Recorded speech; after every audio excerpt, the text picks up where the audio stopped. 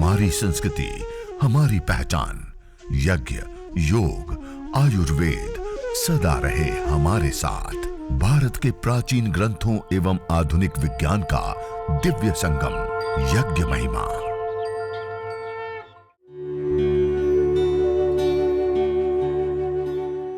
भारतीय संस्कृति में यज्ञ, योग एवं आयुर्वेद जैसी अमूल्य विद्याएं हैं, जिसका मूल है वेद।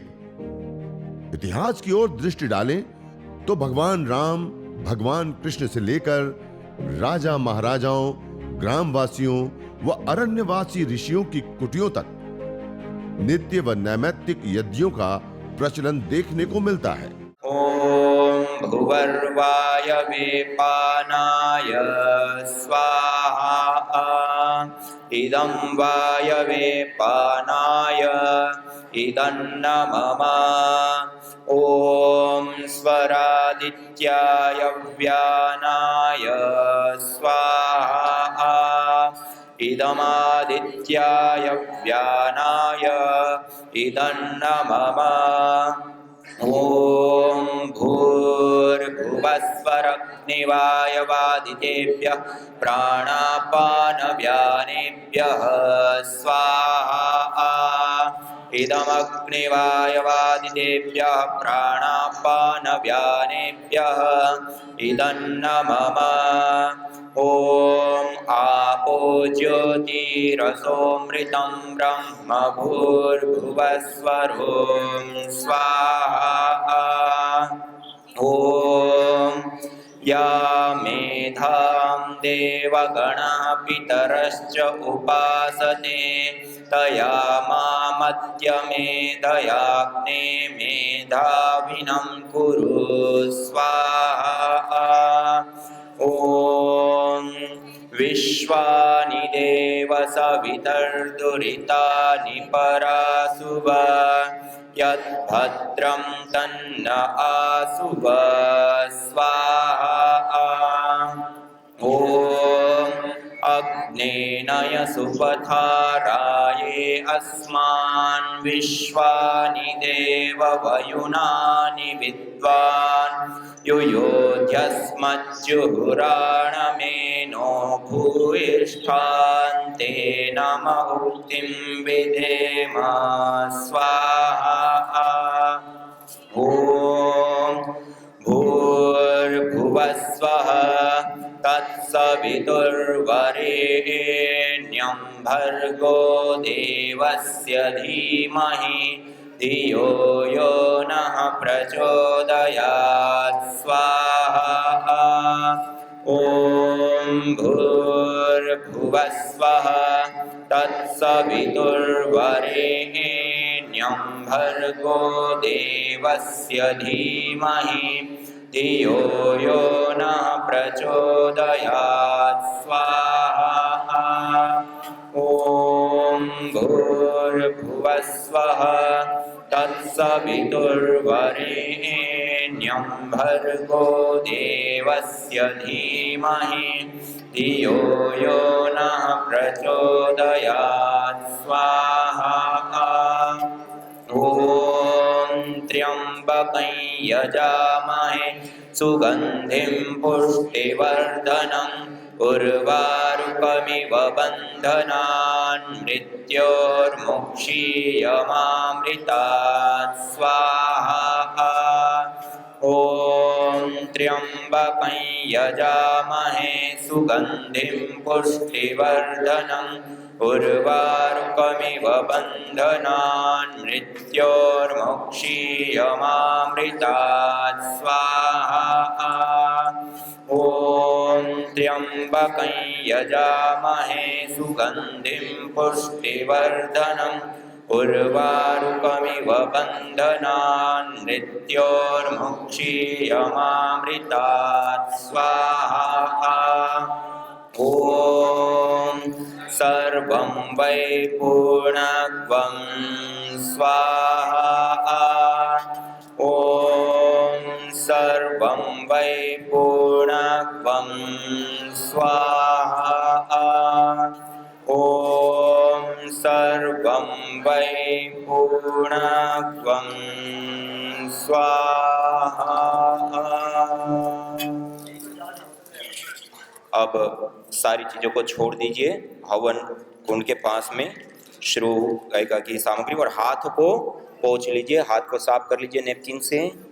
दोनों हाथ जोड़ करके सीधे बैठ करके परमपिता परमात्मा को, प्रभु को याद करते हुए अपनी वै देवानां मुख यह अग्नि, समस्त देवताओं का मुख है, उसमें हमने मंत्रोच्चारण पूर्वक आहुतियां प्रदान करके देवान भावयतानेन ते देवा भावयन्तु वह परस्परम भावयन्तः श्रेय परम वाप्सद को साकार करते हुए आइए संपूर्ण विश्व की मंगल की कामना करते हुए ओम सर्वे भवन्तु सुखिनः सर्वे सन्तु निरामयाः सर्वे भद्राणि पश्यन्तु मा कश्चित् दुःखभाग् भवेत्।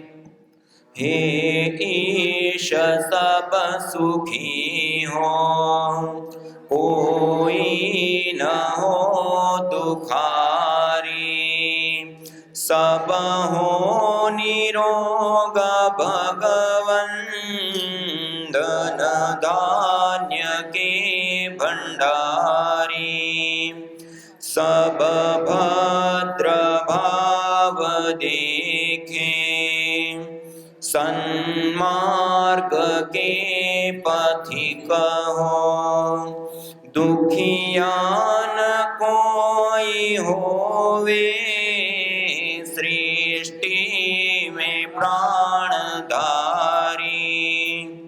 हे नाथ सब सुखी हो, कोई न हो दुखारी, त्वमेव माता च पिता त्वमेव, त्वमेव बन्धुश्च सखा त्वमेव, त्वमेव विद्या द्रविणं त्वमेव, त्वमेव सर्वं मम देव देव, त्वमेव सर्वं मम देव देव। ओम शांति शांति शांति ओम। इस प्रकार पूरी श्रद्धा भाव के साथ एक अनुष्ठान की भांति जब हम हवन करते हैं, यजन करते हैं, तो इससे देवी शक्तियों का पूजन, ईश्वर की आराधना के साथ साथ मानवीय चेतना का उत्कर्ष कर हमें अति मानस चेतना की ओर अग्रसर करता है और तन की, मन की और इस पर्यावरण की जो विभिन्न व्याधियां हैं, उपद्रव हैं, वो सारी व्याधियां उपद्रव भी इससे दूर होता है। पंचभूतात्मक या पिंड से लेकर के पंचभूतात्मक के संपूर्ण ब्रह्मांड में स्वास्थ्य और संतुलन कायम करने की सबसे बड़ी विधा और विद्या कोई है तो यज्ञ, हवन, अग्निहोत्र। इस यज्ञ को करने से बीमारियां भी दूर होती हैं, बैक्टीरिया, वायरस, फंगस जनित रोग भी दूर होते हैं और होते नहीं हैं। वायु प्रदूषण से भी हमारा बचाव होता है, रेडिएशन से भी हमारा बचाव होता है, पुण्यों की प्राप्ति होती है, मनोकामना की पूर्ति होती है। और सबसे बड़ी बात है कि यह यज्ञ एक दो नहीं, सूची जीवो अग्नि सहस्रारंभ कहा, पवित्र ज्वाला वाली यज्ञाग्नि हमें हजारों हजारों लाभ एक साथ प्रदान करने वाली होती है। जब इस यज्ञ की चर्चा करते हैं और लोगों कहते हैं इसे हम अपने घर में प्रतिदिन 5 मिनट यज्ञ कर लें, तो बहुत सारे लोगों के मन में आता है या बहुत सारे लोग कहते हैं ये तो हिंदुओं का विषय है, ये पंडितों का विषय है, ये ब्राह्मणों का विषय है, ये पुजारियों का है। ये पंडित ब्राह्मण पुजारी के लिए ही नहीं, हम सब के लिए हितकारी और उपयोगी होता है, ये हम सबका विषय होता है। क्या बैक्टीरिया, वायरस, फंगस ब्राह्मणों को ही लगता है? हम सबको लगता है, सबको लगता है।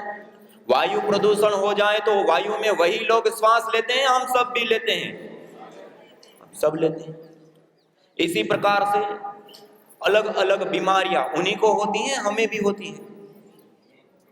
सारी चीजें हमें समान रूप से प्रभावित करती हैं और हम समान रूप से इस प्रकृति का प्रयोग लेते हैं। हम एक ही धरती पर विचरण करते हैं, चाहे कोई भी हो, किसी भी जाति मत पंथ संप्रदाय को मानने वाला व्यक्ति हो, किसी भी देश में रहने वाला हो, अमीर हो, गरीब हो, युवा हो, बालक हो, वृद्ध हो, चाहे स्त्री हो, चाहे पुरुष हो, हर कोई हम समान रूप से इस प्रकृति माँ का प्रयोग लेते हैं। एक ही धरती पर विचरण करते हैं, एक ही वायु में श्वास लेते हैं, एक ही जल का पान करते हैं, एक ही सूर्य से रोशनी लेते हैं, एक ही आकाश मंडल के नीचे बसते हैं। हम सब समान हैं और समान रूप से इस प्रकृति माँ का प्रयोग लेते हैं। और इस प्रकृति माँ का पोषण और संवर्धन किसी माध्यम से होता है तो यज्ञ हवन अग्निहोत्र, इसलिए कहा अयम यज्ञो भुवनस्य नाभि, अयम यज्ञो विश्वस्य भुवनस्य नाभि। यह यज्ञ संपूर्ण चराचर भूमंडल के ब्रह्मांड की नाभि है। इस यज्ञाग्नि के अंदर जो हम आहुतियां देते हैं वो इन पांचों तत्वों को पोषित और संवर्धित करता है और उससे हमें आरोग्य, स्वास्थ्य से लेकर के प्राकृतिक संतुलन, दैवीय पूजन, सारी चीजें एक साथ संपन्न होती हैं। तो ऐसे ये 5-7 मिनट के यज्ञ को हमें करना चाहिए, नहीं करना चाहिए? ये 5 से 7 मिनट। आज तो हमने कुछ विशेष आहुतियां भी प्रदान की। आपको गायत्री मंत्र आता है? कितने लोगों को आता है गायत्री मंत्र? सबको आता है। महामृत्युंजय मंत्र आता है? सबको आता है। कुछ नहीं आता है तो ये 2 मंत्रों का उच्चारण करके अंतिम में स्वाहा के साथ यज्ञाग्नि के अंदर आहुति कर सकते हैं। और देव यज्ञ की 4 आहुतियां विशेष होती है। प्रातः काल करते तो सूर्य और प्रजापति के लिए प्रातः काल, और सायंकाल करते तो अग्नि और प्रजापति के लिए सायंकाल। 2 आहुतियां वो होती है। और एक गायत्री मंत्र से 11, 21, 108 अपनी समय की अनुकूलता के अनुसार प्रदान किया।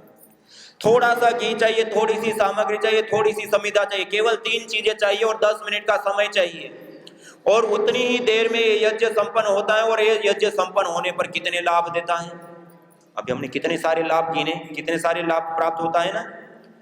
तो इतना छोटा सा यज्ञ करने पर हमारा पूरा परिवार रेडिएशन से बच जाता है, बैक्टीरिया, वायरस, फंगस जनित बीमारियों से बच जाता है, वायु प्रदूषण से बच जाता है और उसके साथ साथ जंगल जैसा वायुमंडल अपने घर के अंदर हमें प्राप्त होता है।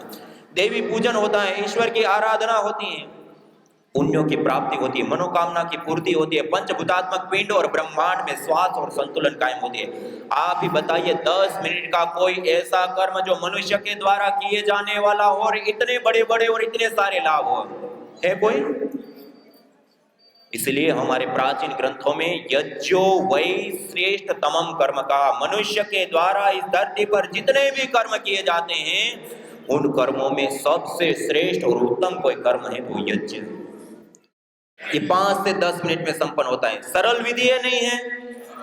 हाँ, छोटा सा है, सरल विधि है। तो इतना सा आज क्या हम एक संकल्प लेकर के जा सकते हैं कि हम अपने अपने परिवार और इस पर्यावरण के लिए प्रतिदिन कुछ भी नहीं तो 11 आहुति देकर के यज्ञ जरूर करेंगे। हाँ, और देखिए इतना उत्तम कर्म, इतने सारे लाभ हम करेंगे तो हमें प्राप्त होंगे।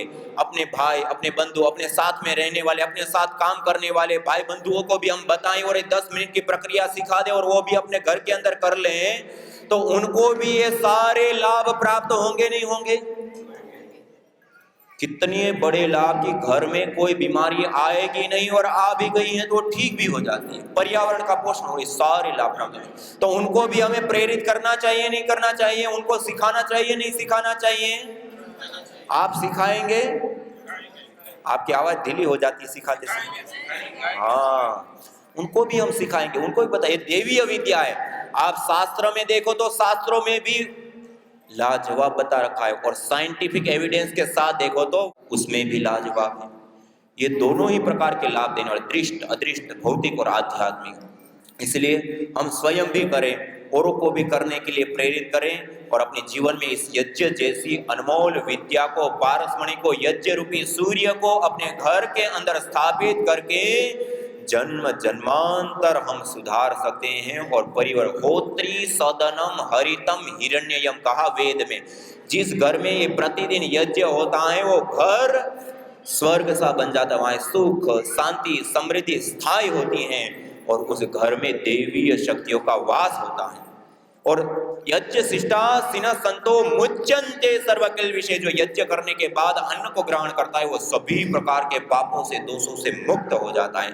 यज्ञ शिष्टा अमृत भुजो यान्ति ब्रह्म सनातनम कहा, जो व्यक्ति यज्ञ करने के बाद प्रसाद रूप अन्न को ग्रहण करता है वो सनातन ब्रह्म को प्राप्त करता है।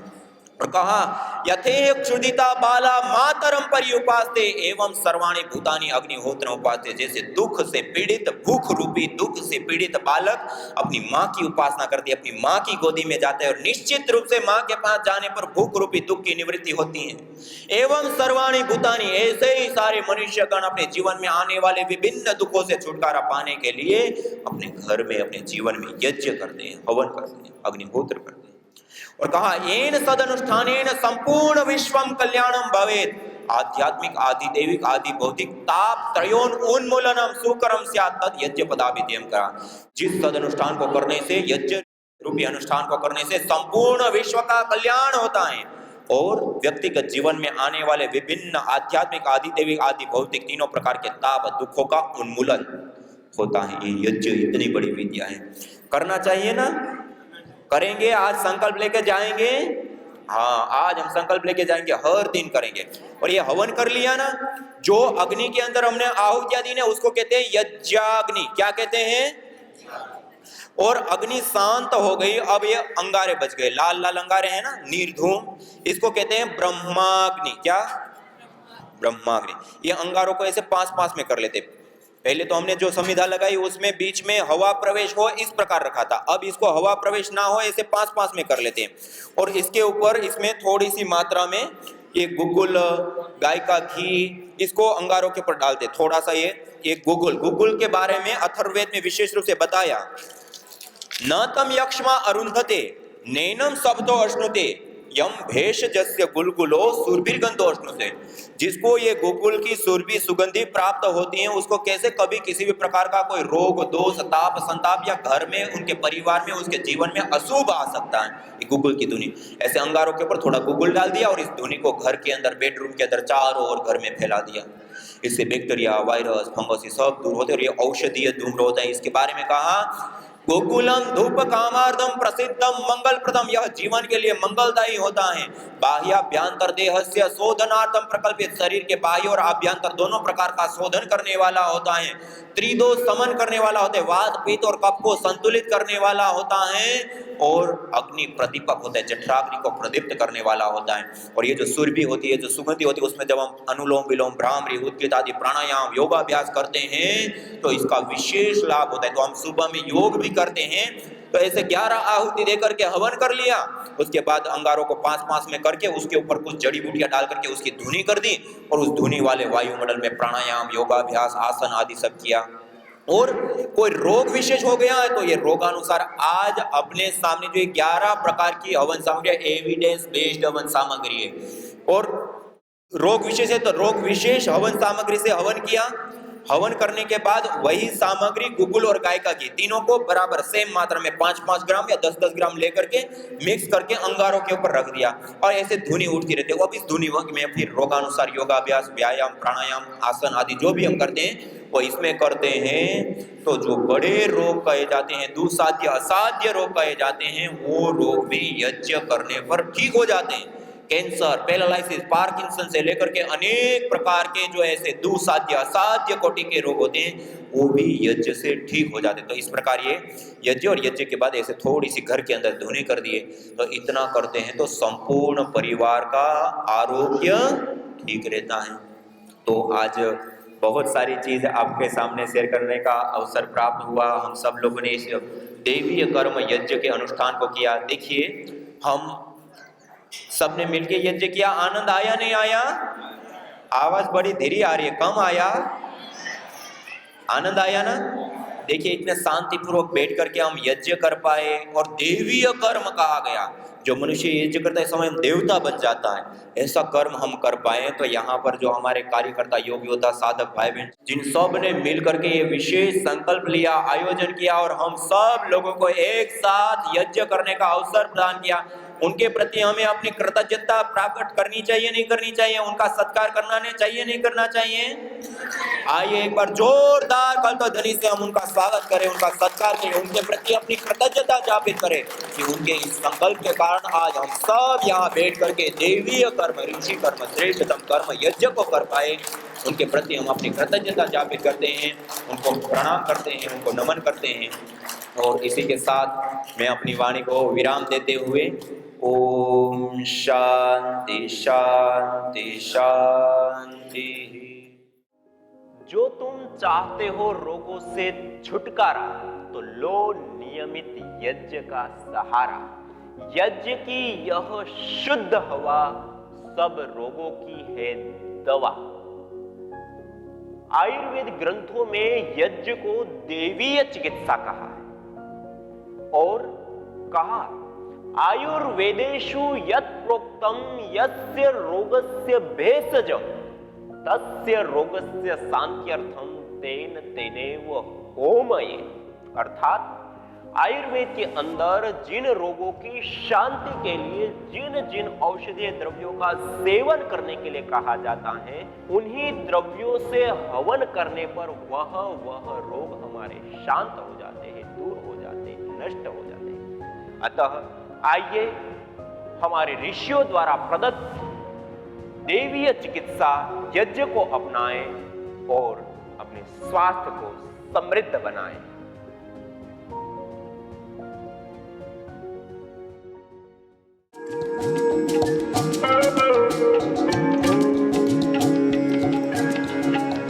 वातिष्ठी हवन सामग्री जो विशेष करके निर्गुंडी, रासना, अश्वगंधा, गिलोय, पुनर्नवा, बला, नागरमोथा, अजवाइन, अरंड, गुड़वज, अमलतास, पारिजात, गुगुल आदि विशेष द्रव्यों से निर्मित इस वातिष्ठी हवन सामग्री से हवन करने पर उत्पन्न धूम्र के अंदर डीऑक्सिस्पर्गुलिन, आर लिमोनिन, फोलिक एसिड जैसे विशेष कंपोनेंट्स, मॉलिक्यूल्स, फाइटोकेमिकल्स पाए जाते हैं जो गठिया, जोड़ों का दर्द, जकड़न, सर्वाइकल, सियाटिका आदि वातज रोगों में विशेष करके लाभदायी होती है।